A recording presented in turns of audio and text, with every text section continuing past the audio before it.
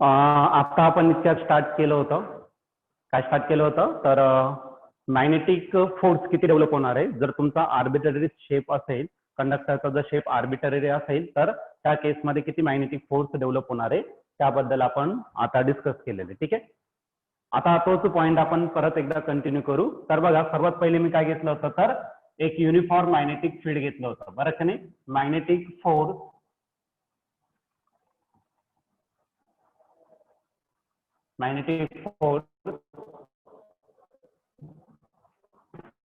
acting on a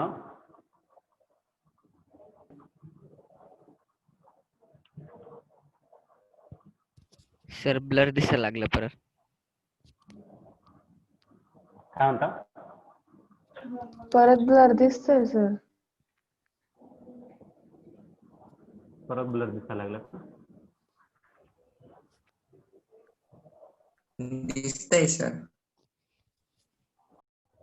बघा काय करायचं आपल्याला, magnetic force acting on a arbitrary current carrying conductor.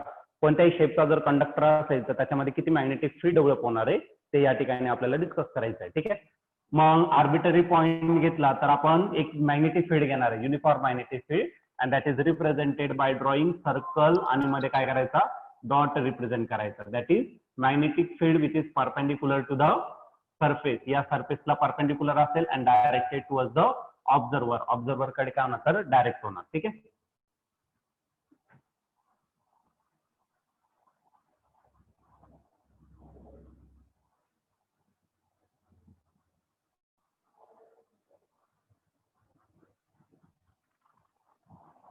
मग काय घेतलं तर मॅग्नेटिक फील्ड घेतलं युनिफॉर्म, आणि याच्यामध्ये आपण काय घेतलं तर एक कंडक्टर घेतला, कोणत्याही शेपचा कंडक्टर घेतला, आणि याची जी लेंथ आहे टोटल किती असणार तर L इतकं, आणि याच्यातून काय होणार तर करंट या ठिकाणी पास होणार आहे. करंट किती घेतला होता तर मी I इतका करंट या ठिकाणी घेतला होता. पण आपल्याला टोटल पार्ट भेटणार नाही म्हणून मी काय घेतलं होतं तर याचा एक स्मॉल पार्ट घेतला होता, स्मॉल पार्ट ऑफ लेंथ घेतला होता, आणि त्याची जी लेंथ आहे ती किती घेतली होती तर DL इतकी त्याची लेंथ आपण या ठिकाणी कन्सिडर केली होती. आता याच्यावरती किती मॅग्नेटिक फोर्स ऍक्ट होणार आहे, मग आपण सर्वात पहिले या छोट्याशा पार्ट वरती किती मॅग्नेटिक फोर्स डेव्हलप होणार आहे ते आपण सर्वात पहिले डिस्कस करू. The magnetic force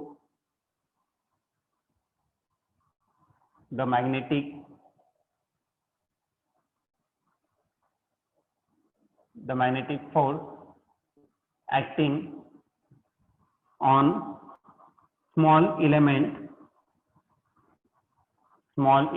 of length dl is. Okay. तर मॅग्नेटिक फोर्स फाइंड करायचा आहे, एका स्मॉल पार्ट वरती किती मॅग्नेटिक फोर्स ऍक्ट होणार आहे ते आपण या ठिकाणी फाइंड करणार आहे. आता मॅग्नेटिक फोर्स जर घेतला तर तो रिप्रेझेंट करणार आहे FM ने, राईट ना. आणि याचा जो फॉर्म्युला आहे तो काय तर करंट आणि या दोघांचा प्रोडक्ट आहे, कोणाचा तर DL आणि मॅग्नेटिक फील्डचा या ठिकाणी प्रोडक्ट आहे. पण सर्वात पहिले घेताना आपण काय करणार तर DL कन्सिडर करणार. एक छोटासा पार्ट आहे तो DL घेतला, आणि दुसरा जो आहे तो काय घेतला तर मॅग्नेटिक फील्ड घेतला. पण ही जी क्वांटिटी ती कोणती तर वेक्टर क्वांटिटी, हे सगळं वेक्टर आहे. पण बघा याचा DL हा स्मॉल पार्ट आहे, मॅग्नेटिक फील्ड तर तुमचं चेंज होणार नाही कारण ती युनिफॉर्म आहे, बरोबर की नाही. मग चेंज होणार आहे तर चेंज होणार आहे, फोर्स ऍक्ट होणार, बरोबर काय. मग हे झालं तुमचं काय तर रेग्युलर फॉर्म मध्ये जर छोटा पार्ट घेतला, पण आपल्याला पूर्ण पार्ट साठी घ्यायचा, total magnetic force acting on this total conductor. या पूर्ण कंडक्टरवरती कसं भेटणार तर या पार्टचं काय करावं लागेल तर आपल्याला इंटिग्रेशन घ्यावं लागेल. ठीक आहे. मग total magnetic force acting on a straight conductor is, on a current carrying conductor is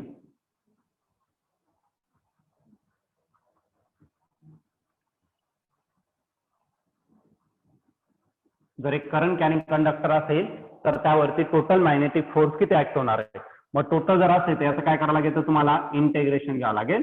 मग काय घेतलं तर आपण इंटिग्रेशन ऑफ DFM घेतला, याचं पण इंटिग्रेशन घ्यायचं. इंटिग्रेशन ऑफ काय असेल तर I in bracket DL bar cross काय असेल तर तुमचा B बार असेल. इंटिग्रेशन या ठिकाणी आपण कम्प्लीट केलं. आता बघा इंटिग्रेशन DFचं जर इंटिग्रेशन घेतलं तर फक्त काय भेटेल तर F भेटेल.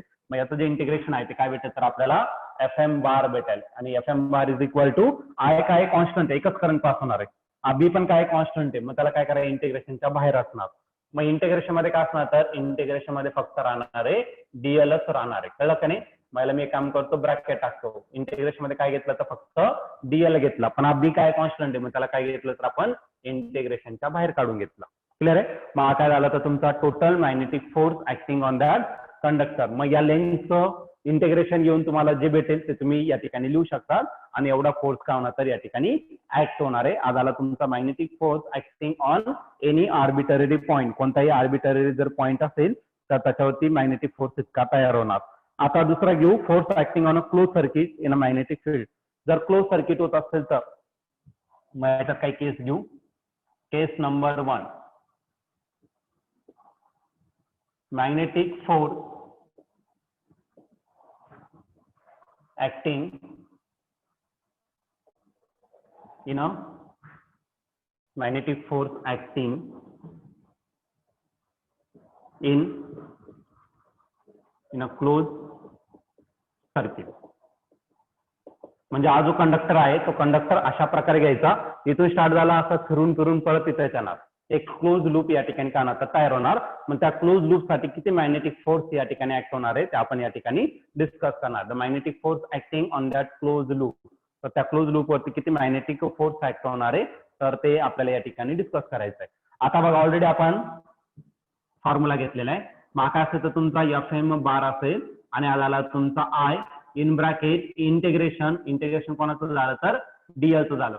पण कसं आहे लूप कसा आहे क्लोज आहे, म्हणजे हा जो इंटिग्रेशन येणार आहे तो कोणता येणार तर क्लोज इंटिग्रेशन येणार आहे. मध्ये आपल्याला सर्कल द्यायचं. क्लोज म्हणजे काय, जिथून सुरुवात झाली परत फिरून तिथंच येणार, बरोबर की नाही.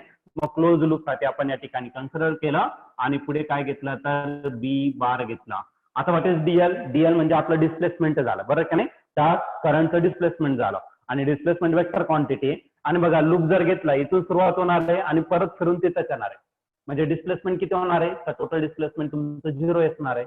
आता या केसमध्ये डिस्प्लेसमेंट काय असतं ते आपण फाईन करणार आहे, पण सध्या आपल्याला कॅल्क्युलेट करताना क्लोज लूप जर घेतला तर फिरून तिथंच येतो, म्हणजे डिस्प्लेसमेंट किती होणार तर 0 ऍक्ट होणार आहे. ठीक आहे. मग for close loop FM bar is equal to I आणि या क्लोज इंटिग्रेशनचा आन्सर किती येणार तर 0 येणार आहे आणि क्रॉस काय झाला तर तुमचा बी बार झाला. ठीक आहे. Where close integration of this DL bar is equal to काय असेल तर 0 असेल. का 0, कारण की क्लोज आहे आणि डिस्प्लेसमेंट त्या केसमध्ये किती असणार तर 0, आणि 0 ने कोणत्याही टर्मला जर मल्टिप्लाय केलं तर FM bar is equal to काय भेटत 0. कळलं का नाही. म्हणून तुमचा जो लूप आहे तो कधीच क्लोज असता कामा नये, बरं का नाही. मग तो नेहमी करंट काय होणार त्या लूप मधून फ्लो होत राहणार. ठीक आहे. तर कंटिन्युअसली अनक्लोज लूप जर घेतला तर त्यामध्ये काय होऊ शकतं तर तुमचं मॅग्नेटिक फोर्स या ठिकाणी डेव्हलप होणार. तुम्हाला आता क्लोज लूप प्रत्येक क्लोज लूप साठी मॅग्नेटिक फोर्स 0 असणार का तर नाही, तर ते डिपेंड असणार आहे कशावरती किती फोर्स ऍक्ट होणार आहे. जर टोटल फोर्स जर घेतला तर त्या केसमध्ये ते 0 असू शकतं, पण प्रत्येक केसमध्ये राहीलच असं काही गरजेचं नाहीये. मग प्रत्येक केसमध्ये नसेल तर कोणत्या केसमध्ये 0 नाही आणि कोणत्या केसमध्ये 0 आहे. असा आर्बिटरी शेप घेतला तर आपण ते 0 कन्सिडर करणार, आणि रेग्युलर शेप जर घेतला तर त्या केसमध्ये कोणत्या साईडवरती किती फोर्स ऍक्ट होतोय ते आधी कॅल्क्युलेट करावं लागेल, आणि ते एकमेकांना कॅन्सल करता का नाही ते पण कॅल्क्युलेट करावं लागेल, आणि त्यानंतर मग आपल्याला ते फोर्स फाईंड करणं गरजेचं असेल. ठीक आहे. पण मोस्टली जो क्लोज लूप असतो तर त्या केसमध्ये आपण काय कन्सिडर करणार तर मॅग्नेटिक जो फोर्स आहे तो किती असणार तर नेहमी 0 असेल. Is that clear. बघा का क्वेश्चन काय दिलेला आहे. अ particle of charge Q move a trajectory as shown in figure. एक काम करतो आता फिगर मी सर्वात पहिले गिवन मध्ये लिहून टाकतो. ठीक आहे. तर सेकंड नंबरचं एक्झाम्पल आहे सॉल्व मधलं. तर गिवन या ठिकाणी मी कन्सिडर करतो. ठीक आहे. तर ती जी डायग्राम दिलेली ती डायग्राम या ठिकाणी मी ड्रॉ करतो. ही झाली तुमची वाय ऍक्सिस. या ठिकाणी तुम्हाला एक्स ऍक्सिस दिलेली, this is X axis, this is Y axis, आणि या ठिकाणी कोण पार्टिकल आहे. ठीक आहे. आणि जी रिप्रेझेंट केलेलं आहे कोणते तर uniform magnetic field which is perpendicular to the plane and directed outward डायरेक्शनला काय होते तर डायरेक्ट होते.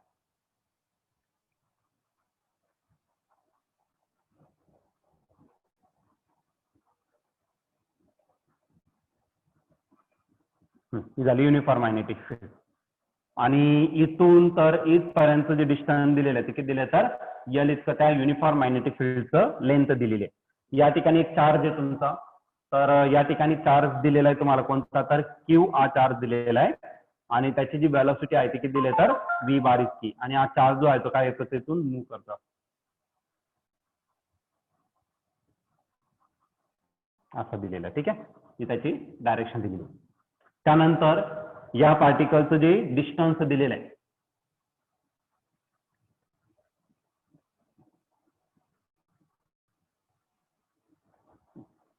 तर इथपर्यंत जे डिस्टन्स दिलेलं आहे ते किती दिलंय तर यस इतकं त्याचं डिस्टन्स दिलेलं आहे. आणि हा रिजन दिलेला आहे पी पासून तर पी पर्यंत तुम्हाला रिजन दिलेला आहे. तर या प्रकारे तुम्हाला ही मॅग्नेटिक फील्ड या ठिकाणी दिलेली आहे. आता क्वेश्चन रेडी करू आपण आणि सॉल्व्ह करू. A particle of charge q follow a trajectory. हा ट्रॅजेक्टरी तो काय करतो तर फॉलो करतोय. As shown in figure obtain the type of charge. तर हा जो चार्ज आहे हा कोणत्या टाईपचा आहे, म्हणजे पॉझिटिव्ह चार्ज आहे का निगेटिव्ह चार्ज आहे ते आपल्याला या ठिकाणी डिस्कस करायचं. ठीक आहे, टाइप्स ऑफ चार्जेस. तर आपल्याला फाईन काय करायचं तर ते या ठिकाणी लिहून घेऊ. तर first type of charge, positive और negative. Next obtain the momentum P. Second find करायचं आपल्याला momentum. What is momentum? Momentum is the product of mass and velocity, आणि तो रिप्रेझेंट केला जातो लेटर पी ने. या ठिकाणी आपण रिप्रेझेंट करतो. आपल्याला पी या ठिकाणी फाईन करायचं. Obtain the momentum of particle in terms of B, L, S, Q. Okay, S being the distance travel by the particle. S काय तर या पार्टिकलने किती डिस्टन्स ट्रॅव्हल केलेले ते दिलेले आहे तुम्हाला. ठीक आहे, आणि तुम्हाला चार्ज वगैरे या ठिकाणी फाईन करायला लावलं. ठीक आहे, तर सर्वात पहिले आपण काय करू तर कोणत्या टाईपचा चार्ज आहे ते सर्वात पहिले आपण डिस्कस करू. आता या केसमध्ये आपल्याला काय करावं लागेल तर right hand Fleming's right hand rule तुम्हाला या ठिकाणी यूज करावा लागेल. राईट हँड रूल आपल्याला या ठिकाणी यूज करायचा आहे. तर सर्वात पहिले राईट हँड रूल जर घेतला तर मॅग्नेटिक फील्ड हा जो फिंगर आहे तो कोणाच्या डायरेक्शन दाखवतो तर मॅग्नेटिक फील्डचं, आणि हा फ्लो ऑफ करंट आहे. राईट ना. मग ही झाली तुमची मॅग्नेटिक फील्डची डायरेक्शन. असं घेऊ बघा, ही मॅग्नेटिक फील्डची डायरेक्शन. करंट कुठे चालला आहे वरच्या साईडला. मग याच्यावरती जो फोर्स ऍक्ट होणार आहे या कंडक्टरवरती, तो जो फोर्स आहे तो नेहमी कुठे डायरेक्ट होणार तर डायरेक्टेड इन डाऊनवर्ड डायरेक्शन. बरोबर का नाही. आता फोर्स जो आहे तो डाऊनवर्ड डायरेक्शनला डायरेक्ट होतो. याच्या आधी जे कंडिशन घेतलाय फोर्स कुठे डायरेक्ट होतो तर अपवर्ड डायरेक्शनला.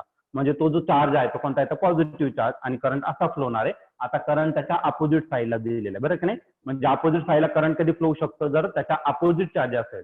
म्हणजे आपण याच्या आधी डायग्राम बघितली होती ना, तर डायग्राम तुम्हाला दिसत असेल या प्रकारे. इथं आपण युनिफॉर्म मॅग्नेटिक फील्ड घेऊन टाकली होती अशी, आणि याच्यातून करंट पास होत होता या वेने. बरोबर की नाही. आणि जो फोर्स आहे तो फोर्स कुठं डायरेक्ट होत होता तर वरच्या साईडला. मॅग्नेटिक फोर्स कुठं तर वरच्या साईडला. मग आधी जी कंडिशन आहे ही स्टँडर्ड कंडिशन आहे, आणि कोणासाठी दिलेली तर पॉझिटिव्ह चार्ज साठी.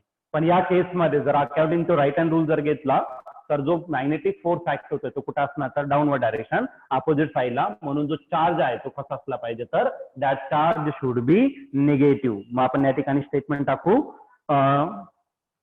द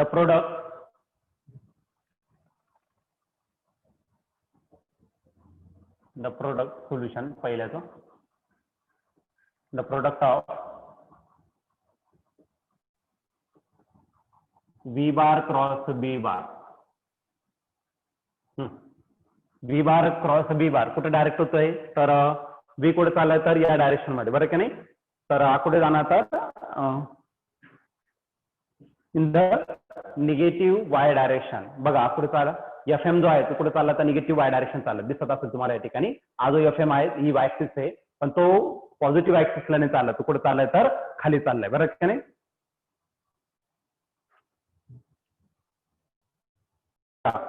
आता हा जो प्रोडक्ट आहे व्ही बार क्रॉस बी बार, म्हणजे तुम्ही जर फोर्स घेतला ना तर फोर्सचा जो फॉर्म्युला आहे तो काय तर सपोज मी चार्ज घेतला, चार्ज क्यू घेतला, आणि तर काय घेतो तर बी बार क्रॉस काय घेतो तर बी बार घेतो. राईट ना.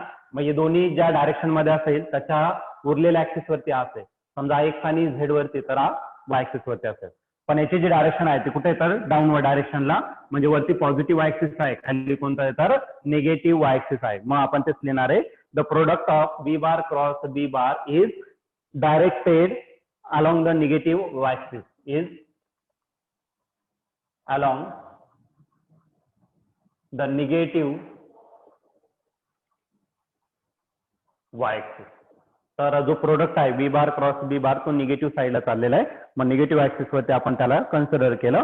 मग जे स्टँडर्ड आहे तर स्टँडर्डच्या कुठे तर अपोजिट म्हणून जो चार्ज असणार तो चार्ज कसा असणार तर मायनस मध्ये असणार. ठीक आहे. हा that is the magnetic force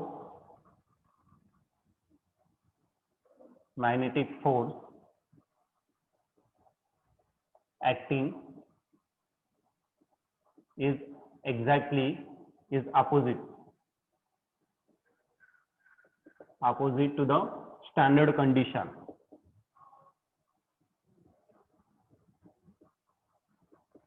जे स्टँडर्ड कंडिशन्स आहे त्याच्या एक्झॅक्टली काय तर अपोजिटला आहे. म्हणून जो गिवन चार्ज आहे तो कसा असला पाहिजे तर given charge should be negative. Therefore given charge should be negative. Okay. तर निगेटिव्ह जर तो पॉझिटिव्ह ऍक्सिस असतो तर पॉझिटिव्ह चार्ज घेतला असता. आता सेकंडचा आन्सर फाइंड करायचा आपल्याला काय तर मोमेंटम फाइंड करायचं. आता मोमेंटम जर म्हटलं तर मोमेंटमचा फॉर्म्युला आहे मास इंटू व्हेलॉसिटी. तर आपल्याला मास कोणाचा असेल तर तो जो चार्ज आहे त्याचा मास असणार. ठीक आहे. आणि व्हेलॉसिटी आपल्याला या ठिकाणी काय करावं लागेल तर फाइंड करावं लागेल. मग त्यासाठी सर्वात पहिले आपण काय कन्सिडर करू तर ऍक्सलरेशन किती ऍक्ट होणार आहे ते या ठिकाणी आपण सर्वात पहिले फाइंड करू. आता या केसमध्ये काय काय दिलेलं आहे तुम्हाला. ओके. तर या केसमध्ये काय काय दिलेलं आहे ऑब्टेन द मोमेंटम वगैरे दिलेलं आहे तुम्हाला. फोर्स आपल्याला या ठिकाणी फाइंड करायचं. मग सर्वात पहिले जो फोर्स ऍक्ट होणार आहे तो म्हणजे कोणता तर मॅग्नेटिक फोर्स या ठिकाणी ऍक्ट होणार आहे. मग व्हेलॉसिटी फाइंड करायचं तर व्हेलॉसिटीसाठी आपल्याला काय लागणार तर ऍक्सलरेशन. सर्वात पहिले आपण काय करू तर ऍक्सलरेशन या ठिकाणी फाइंड करू. ठीक आहे. द मॅग्नेटिक फोर्स या केसमध्ये मॅग्नेटिक फोर्स घ्यायचा फक्त आपल्याला मॅग्निट्यूड मध्ये घ्यायचा आणि हा जो मॅग्नेटिक फोर्स आहे तो किती असणार तर बी क्यू व्ही आणि एकमेकांना परपेंडिक्युलर साइन थिटा किती आला तर 90 झाला. पण हा जो मॅग्नेटिक फोर्स आहे त्याला आपण काय करू तर एफ कन्सिडर करू आणि तो किती झाला तर B Q into V. B Q V.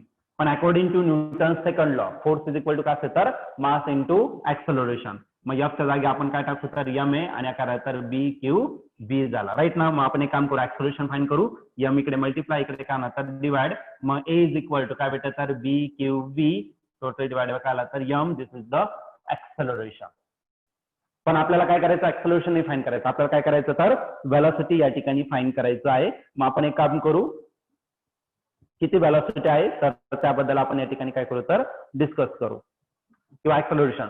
आता काय करायचं आपल्याला याचं डिस्प्लेसमेंट पण दिलेलं आहे तुम्हाला.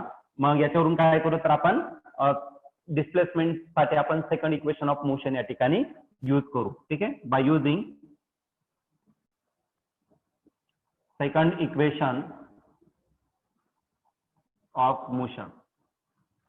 सेकंड इक्वेशन ऑफ मोशन काय आहे तर second equation of motion I S is equal to UT plus काय असेल तर 1/2 AT स्क्वेअर. ओके. पण बघा इनिशियली तो कुठे आहे तर रेस्ट कंडिशनला आहे. तर तुम्ही डायग्राम मध्ये बघाल ना तर इथून स्टार्ट झालेला आहे म्हणजे त्याची जी इनिशियल व्हेलॉसिटी आहे इनिशियल व्हेलॉसिटी किती असणार तर 0 असेल. मग आपण ते या ठिकाणी पुट करून टाकू. मग S is equal to initial velocity 0 आहे तर 0 होऊन जाणार प्लस आर आयला 1/2 ए. ए ची व्हॅल्यू आपण वरती फाइंड केली ती पुट करून टाका. B Q B total divided by M आणि इंटू करायला तर टी स्क्वेअर. आणि कुठून आलं तर फ्रॉम इक्वेशन 1. फ्रॉम इक्वेशन 1 आपण हे लिहू शकतो. मग या केसमध्ये आपलं काय झालं तर डिस्प्लेसमेंट झालेलं आहे आणि तो डिस्प्लेसमेंट किती येणार तर B Q V divided by 2m आणि इंटू करायला तर टी स्क्वेअर. पण आपल्याला टाइम दिलेलाच नाही. आपल्याला जे इक्वेशन तयार करायला लावलं ना तर ते कशाच्या टर्म मध्ये काय फाईन करायला लावलं तर बी च्या टर्म मध्ये क्यूच्या टर्म मध्ये व्ही च्या टर्म मध्ये एस च्या टर्म मध्ये. बरोबर आहे का नाही. म्हणजे आपल्याला टाइम दिलेला नाही. मग टाइमला कन्वर्ट करावं लागेल. मग त्यासाठी आपल्याला व्हेलॉसिटी दिलेली आहे. What is velocity. Velocity is the distance upon time. Right ना. डिस्टन्स आपण काय असेल तर तुमचं टाइम असेल. मग आपण सर्वात पहिले टी ची व्हॅल्यू या ठिकाणी पुट करून टाकू. मग डिस्टन्स किती आहे तर एल इतकं डिस्टन्स आहे. तर लास्टचा पॉईंट या ठिकाणी आपण कन्सिडर करू. यालाच म्हणू आपण इक्वेशन नंबर 2 कन्सिडर करू. But v is equal to distance upon time. मग t is equal to काय असेल तर l upon v भेटेल. ही व्हॅल्यू आपण याच्यात पुट करून टाकू. therefore equation number 2 becomes equation 2 काय भेटणार आहे तर इक्वेशन 2 आहे yes S is equal to B Q B, त्याला डिवाइड करायचं 2m आणि त्या टीचा स्क्वेअर आहे म्हणजे याचा स्क्वेअर करा, एल स्क्वेअर डिवाइडेड बाय काय राहिला तर तुमचा बी स्क्वेअर झाला. इथला एक बी आणि इथला एक बी काय आला तर कॅन्सल झाला, राईट. बाकी रिमेनिंग टर्म या ठिकाणी तुम्ही अरेंज करू शकता. मग काय राहिला तर S is equal to B Q total divided by 2 consider केला आणि या ठिकाणी एल सेपरेट केला आणि या ठिकाणी काय केलं तर 1/m इंटू बी राहिला. आणि एम व्ही म्हणजेच काय असतं तर तुमचं मोमेंटम असतं. मग एम इकडे घेऊन टाका आणि एस इकडे घेऊन टाका, तुमचं फायनल इक्वेशन या ठिकाणी होऊन जाईल. आता फायनल इक्वेशन या ठिकाणी लिहितो मी, मग तुम्ही सगळं या ठिकाणी लिहू शकता. ठीक आहे, फायनल आन्सर मध्ये वाटलं तर फायनल आन्सर. ठीक आहे, तो एम व्ही तिकडे काय डिवाइड आहे, इकडे मल्टिप्लाय करा आणि एस इकडे घेऊन टाका. मग काय भेटेल बघा, M V is equal to B Q L total divide काय असेल तर 2 into S and this M V म्हणजेच काय असतं तर तुमचं मोमेंटम असेल आणि तो किती आला तर B Q L total divided by 2s आज आला तुमचा मोमेंटमचा फॉर्म्युला. तर इतका मोमेंटम त्या ठिकाणी काय होणार तर डेव्हलप होणार. ठीक आहे, पुढचं आपल्या ऍडजस्टमेंट नुसार मग मी या ठिकाणी सर्व हे बघा एलचा स्क्वेअर झालेला आहे, तो एल स्क्वेअर आपण इथं मिस केलं होतं. ठीक आहे, मग फक्त आपल्याला एल स्क्वेअर या ठिकाणी ऍड करावं लागेल, बस झालं. एल स्क्वेअर ऍड करा, बाकीचं होऊन जाईल तुमचं.